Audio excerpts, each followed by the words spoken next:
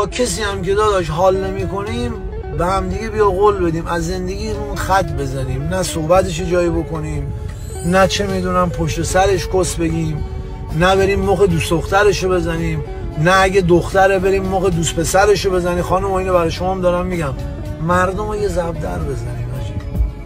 زبدر خفن ترین کار دنیاست. صحبتش هم نکن برادر من. تمام مردم عاشق توجه هم، چونشون پاره میشه بهشون توجه نکنیم. فهمیدی چی شد؟ با مردم مهربانی کنین. این چند سوایی که زنده هستیم در کنار هم، 20 سال 30 سال دیگه همه سیکتیریم ما، میدونی که اصلا دیگه نه تو هستی نه من هستم، 30 سال 40 سال دیگه تمام، حالا زودتر دیرتر. خب این چند سوار حاجی ملو فهمیدین؟ اینجوری خلاص ردش کن بره. خودتون درد سر درست نکنین، تو کیره خر نرین. صبح بیدار میشی بسم الله بگو خدایا بی درد سر منو بیار تو رخت خواب شم.